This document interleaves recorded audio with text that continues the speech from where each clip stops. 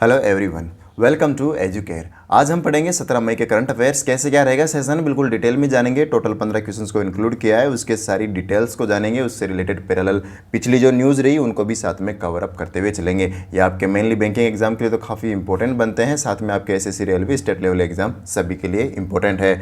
तो बिना किसी देरी के शुरू करते हैं, लेकिन शुरू करने से पहले मैं आपसे एक प्रश्न पूछना चाहूँगा कि which state has hosted Santosh trophy in 2021-2022, यानी 2022 वाला एडिशन किस राज्य ने संतोष ट्रॉफी ऑर्गेनाइज कराई? क्या केरला, वेस्ट बंगाल, पंजाब, कर्नाटका? कौन सा सही आंसर है? कमेंट बॉक्स में आंसर दीजिए। सही आंसर दूंगा मैं आपको वीडियो के अंत में। बढ़ते हैं आज के पहले प्रश्न की तरफ।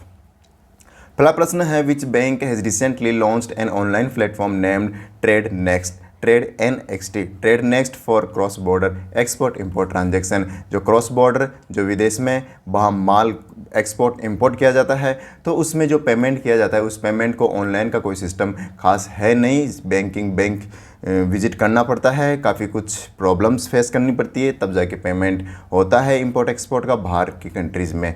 तो इसके लिए union Bank of India UBI ने ट्रेड नेक्स्ट लॉन्च किया है। ट्रेड नेक्स्ट प्लेटफॉर्म, जिसे आप घर बैठे ही आसानी से पेमेंट कर सकते हैं। डिटेल्स फिल कीजिए और पेमेंट कर दीजिए इंपोर्ट एक्सपोर्ट ट्रांजैक्शन के regarding.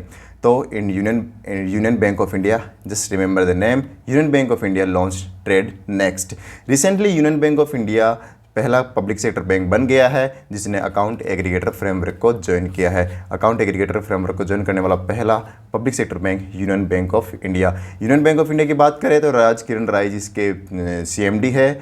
Managing director and CEO कौन है? राज किरण राय जी। मुंबई इसका हेडक्वार्टर है और इसकी टैगलाइन है good people to bank with. Good people to bank with Union Bank of India की टैगलाइन है।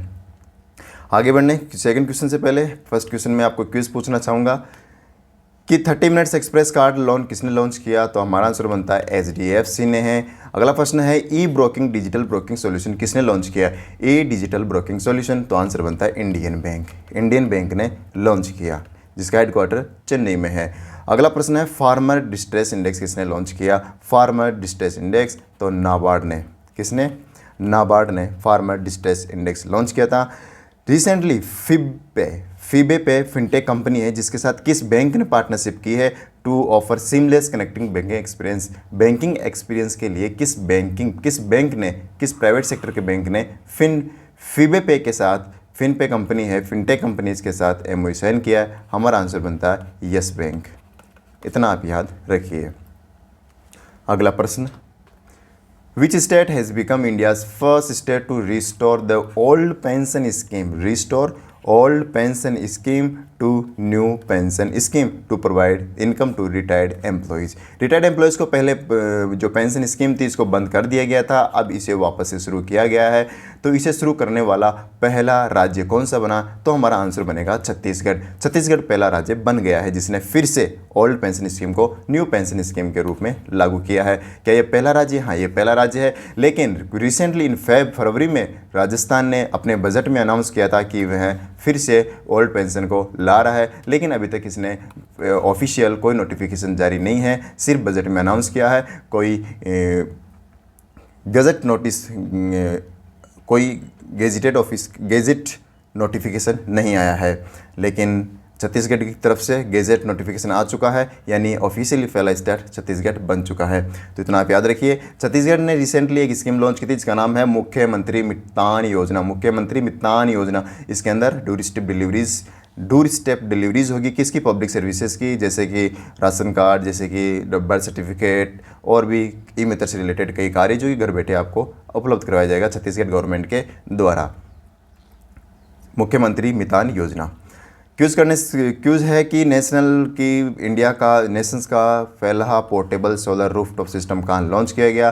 पहला पोर्टेबल सोलर रूफटॉप सिस्टम कहाँ लॉन्च किया गया? तो आंसर बनता है गांधीनगर में इसे लॉन्च किया गया। ई अधिगम स्कीम किस राज्य ने लॉन्च की? ई अधिगम स्कीम हरियाणा ने लॉन्च की है। किस राज्य ने? हरियाणा ने इसे लॉन्च किया है। अगला प्रश्न है कि वह पहला कौन सा स्टेट है जिसने tap in tap out facilities completely digital services, जो कि बसेज में होगी कंप्लीट डिजिटल सर्विसेज, तो ये किस राज्य ने प्रोवाइड कराई है? कौन सा राज्य इस स्कीम को लागू किया है, tap in tap out facility को?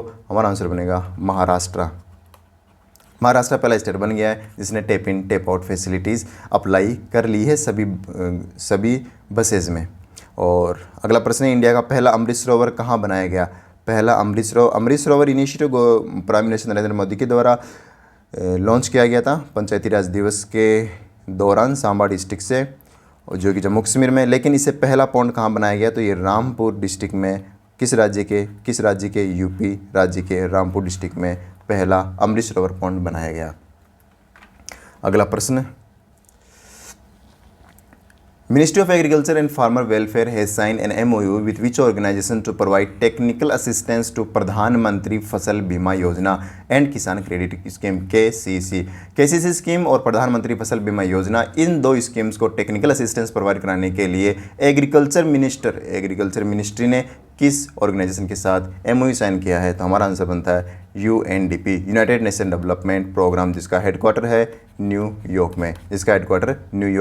यूनाइटेड नेशन का हेडक्वार्टर भी न्यूयॉर्क में है। यूनाइटेड नेशन में हमारे परमानेंट रिप्रेजेंटेटिव कौन है? TS त्रिमूर्ति।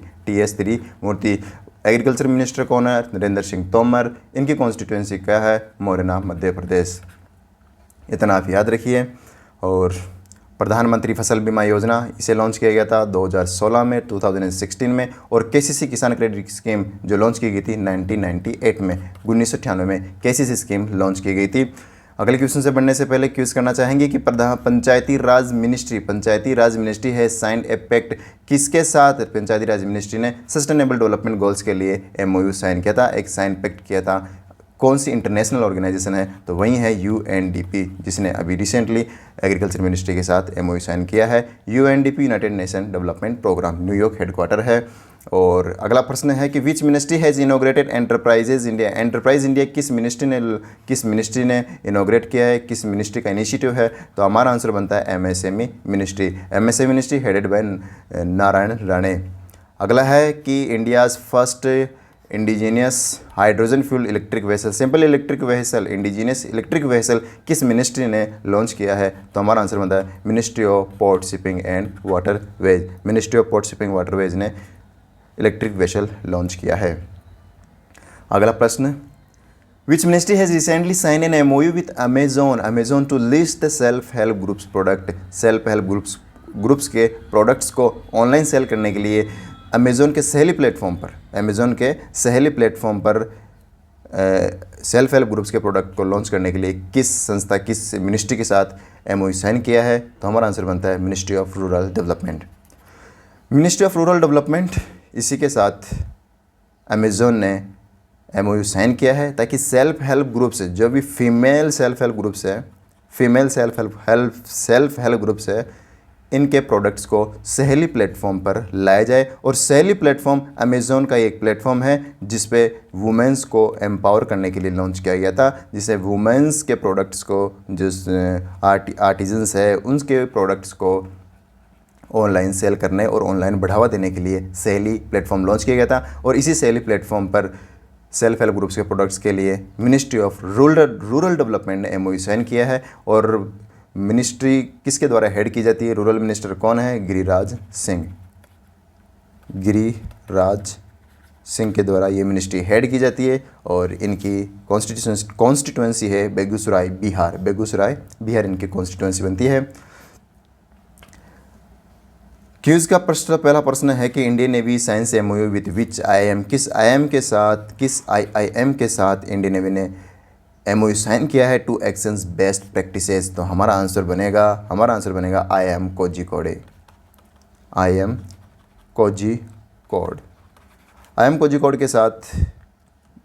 कोझिकोड के साथ इंडियन नेवी ने बेस्ट प्रैक्टिसेस के लिए MOU साइन किया है। और रिसेंटली प्रसार भारती ने किस दो कंट्रीज़ की पब्लिक ब्रॉडकास्ट के साथ MOU साइन किया है? तो हमारा आंसर बनता है एक तो अर्जेंटीना, जिसे साइन किया था अप्रैल में, और अभी रिसेंटली मई में मेडागास्कर के साथ MOU साइन किया है। मेडागास्कर के साथ मई में, अर्जेंटीना के साथ अप्रैल में। तो रिसेंटली प्रसार भारती ने इन दो कंट्रीज़ की पब्लिक ब्रॉडकास्ट के साथ MOU साइन किया है।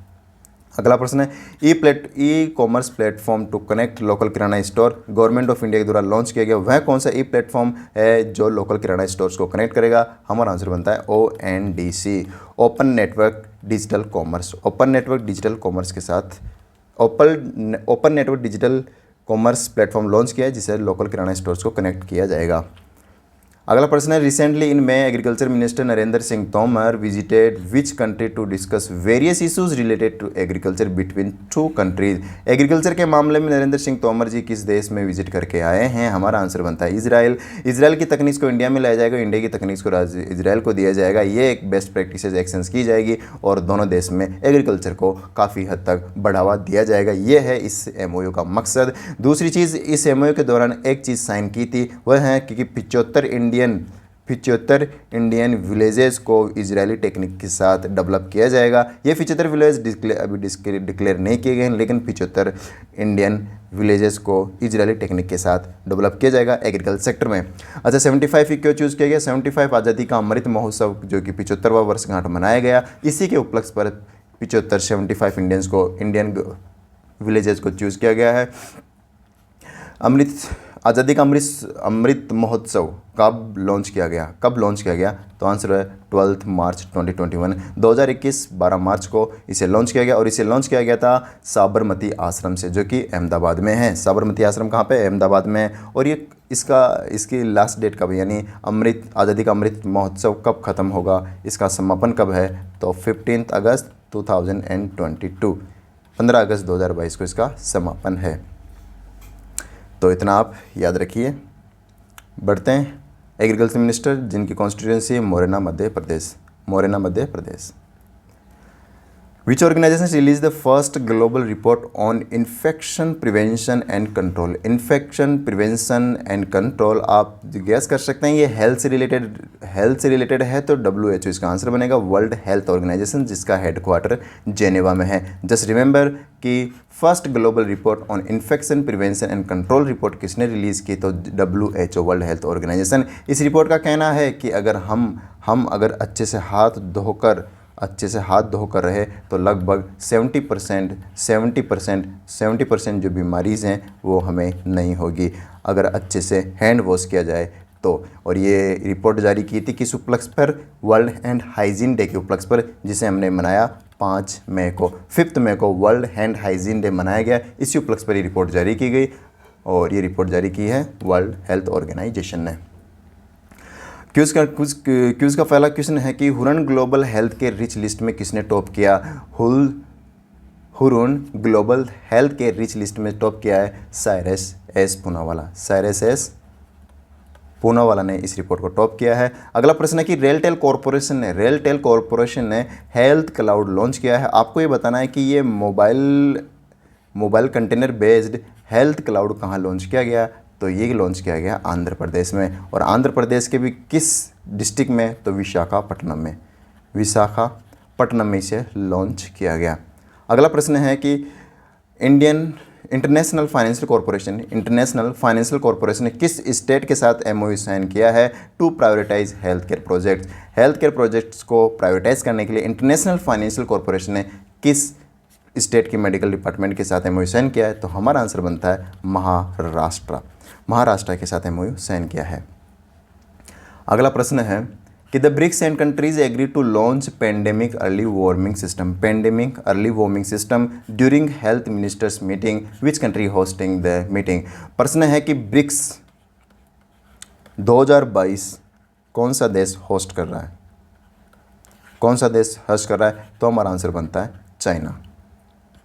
चाइना 2022 का ब्रिक्स समिट होस्ट कर रहा है। और 2022 में कौन सा एडिशन है? ये एडिशन है 14th एडिशन चाइना होस्ट कर रहा है 2022 में। 13th एडिशन इंडिया ने होस्ट किया था 2021 में इंडिया ने होस्ट किया था। और पेंडेमिक अर्ली वार्निंग सिस्टम, ये याद रखिए, पेंडेमिक अर्ली वार्निंग जो सिस्टम है ये किस इंटरनेशनल ऑर्गेनाइजेशन या इंटरनेशनल ग्रुप ने लॉन्च किया? तो आंसर बनेगा ब्रिक्स कंट्रीज ग्रुप ने इसे लॉन्च किया था। और जस्ट रिमेंबर 2022 का एडिशन चाइना होस्ट कर रहा है।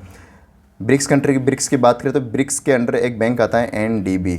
इस NDB न्यू डेवलपमेंट बैंक, इसको ब्रिक्स डेवलपमेंट बैंक के नाम से भी जाना जाता है। इसका हेडक्वार्टर है संघाई चाइना में और ब्रिक्स की स्थापना हुई थी 2006 में और न्यू डेवलपमेंट बैंक की स्थापना हुई थी 2014 में न्यू डेवलपमेंट बैंक की और 2006 में ब्रिक्स की स्थापना हुई थी। तो ये भी आप याद रखिए। क्विज है कि G20 समिट कौन सा देश होस्ट करेगा, कौन सा देश होस्ट करेगा 2022 का, तो कौन सा देश कर रहा है, तो आंसर बनेगा इंडोनेशिया। और 2023 का कौन करेगा, तो इंडिया। इंडिया कौन सा 2023 का और 2022 का कौन होस्ट कर रहा है G20 समिट, इंडोनेशिया। प्रश्न है कि G7 समिट कौन सा देश होस्ट कर रहा है 2022 का एडिशन कौन सा देश होस्ट करेगा, हमारा आंसर बनेगा, क्या आंसर है 2022 का, तो जर्मनी होस्ट करेगा G7 समिट को 2022 का एडिशन। ओलंपिक 2024 का एडिशन 2024 समर ओलंपिक कहाँ आयोजित होगा। समर ओलंपिक जो रिसेंटली अभी टोक्यो में आयोजित हुआ था जापान में, और अब 2024 का 2020 का 4 साल बाद, हर ओलंपिक 4 साल बाद में होता है, तब 2024 का कहाँ आयोजित होगा, आंसर बनता है फ्रांस में समर ओलंपिक 2024। और 2026 विंटर ओलंपिक कहाँ आयोजित होगा, विंटर ओलंपिक ये होगा इटली में। कहाँ होगा, इटली में।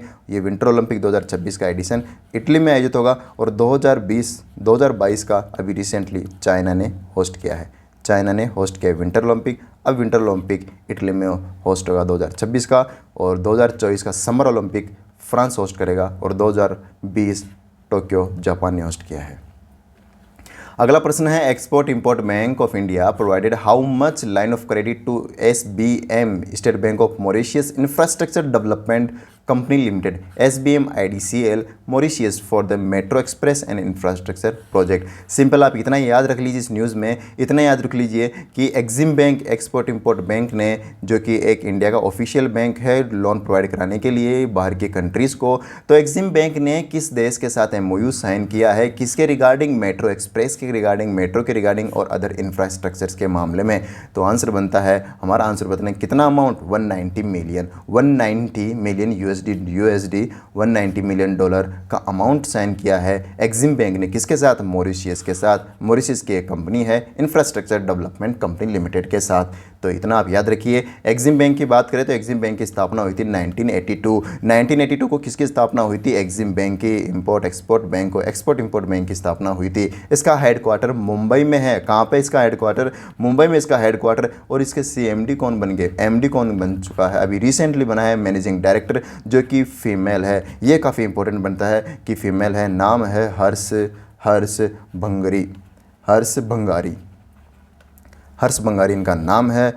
भंगारी इनका नाम है, इतना आप याद रखिए।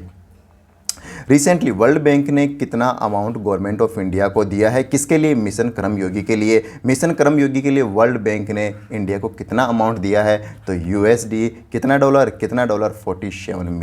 47 मिलियन इंडिया को लोन दिया है किसने, वर्ल्ड बैंक ने। और अभी रिसेंटली फाइनेंशियल असिस्टेंस प्रोवाइड कराई गई है श्रीलंका को गवर्नमेंट ऑफ इंडिया के द्वारा, किसके लिए, फ्यूल बाई करने के लिए, ऑयल परचेज करने के लिए। अभी आपको पता है मेडिकल एंड ऑयल क्राइसिस चल रही है जब श्रीलंका में, इसी के रिगार्डिंग वहाँ के प्राइम मिनिस्टर ने रिजाइन कर दिया है। इस न्यूज़ को हम आगे डिस्कस करेंगे, और इसी के रिगार्डिंग और इसी क्राइसिस को देखते हुए इंडिया ने 500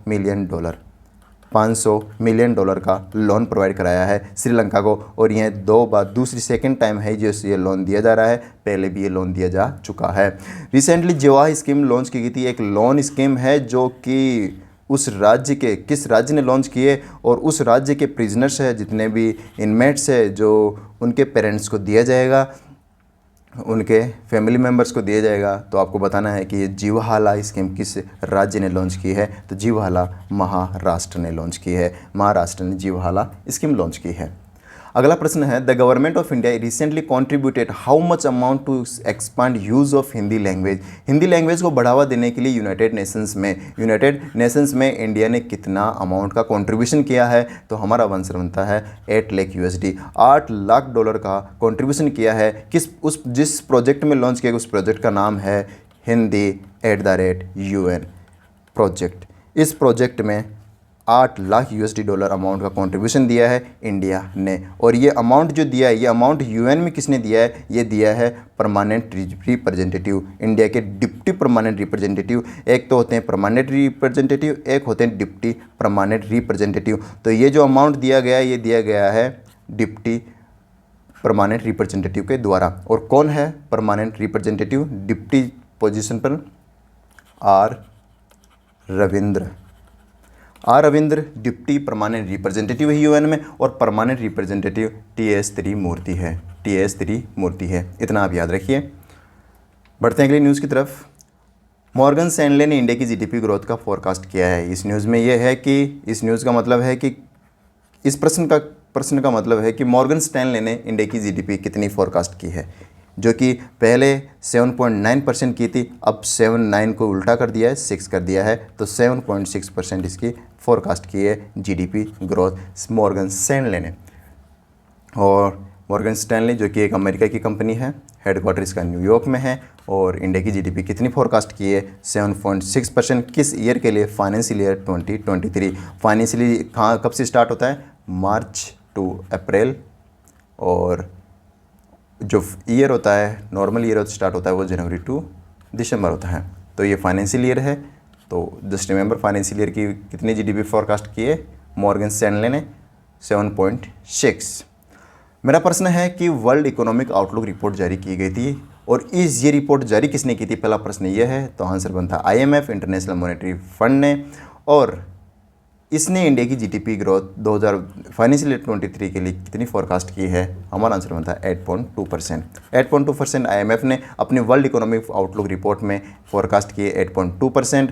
और जीडीपी ग्रोथ वर्ल्ड बैंक के द्वारा कितनी फोरकास्ट की गई 2022-2023 के लिए? फाइनेंशियल 23 के लिए जीडीपी ग्रोथ कितनी फोरकास्ट की गई वर्ल्ड बैंक के द्वारा? तो ये है 8%। और recently IRDAI, insurance regulatory development authority of India ने इंश्योरेंस कंपनीज़ को कितना प्रतिशत अपनी एसेट्स का फाइनेंशियल और इंश्योरेंस एक्टिविटीज़ में इन्वेस्ट करने के लिए कहा है? कितना प्रतिशत इन्वेस्ट करने के लिए कहा है अपने एसेट्स का? तो आंसर बनता है 30%। Insurance regulatory development authority of India ने यह कहा है कि इंश्योरेंस कंपनीज़ को 30% अपनी जो टोटल एसेट्स है उसका 30% फाइनेंशियल और इंश्योरेंस एक्टिविटीज़ में इन्वेस्ट करना होगा। अगला प्रश्न है, who was recently appointed as the new prime minister of the Sri Lanka. मैंने कहा कि श्रीलंका के प्राइम मिनिस्टर जो कि अभी प्रेजेंट में थे महेंद्र राजपक्षे ने रिज़ाइन कर दिया है, और उनकी जो महेंद्र राजपक्षे को किन्हें अपॉइंट किया गया है, किन्हें ये पदभार दिया गया है? तो हमारा आंसर बनता है रानिल विक्रम सिंधे। अब ये नए प्राइम मिनिस्टर बन चुके हैं श्रीलंका के, और प्राइम मिनिस्टर की नियुक्ति की जाती है प्रेसिडेंट के द्वारा। श्रीलंका में टॉप पोजीशन जो लीडर होते हैं वो प्रेसिडेंट होते हैं, और प्रेसिडेंट ही अपॉइंट करते हैं प्राइम मिनिस्टर को। तो प्राइम मिनिस्टर अपॉइंट किया गया है प्रेसिडेंट के द्वारा। और प्रेसिडेंट कौन है श्रीलंका के? हमारा आंसर बनता है गोटबया राजपक्षे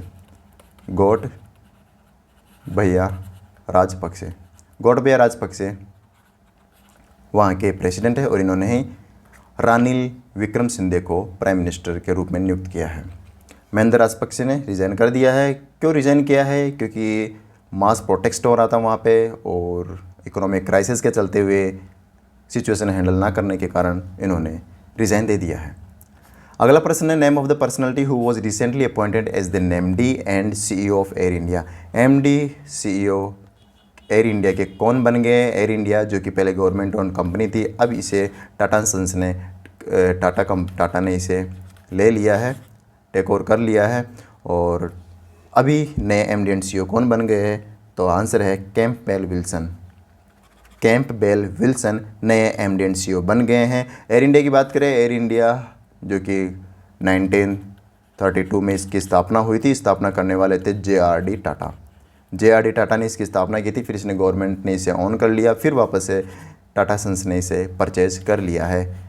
तो याद रखिए 1932 में इसकी स्थापना हुई थी। Headquarter Tata airlines air India headquarter है न्यू दिल्ली में एयर इंडिया का हेडक्वार्टर है। मेरा आपसे प्रश्न है कि सिटी यूनियन बैंक के नए चेयरमैन कौन अपॉइंट हुए हैं? सिटी यूनियन बैंक के नए चेयरमैन है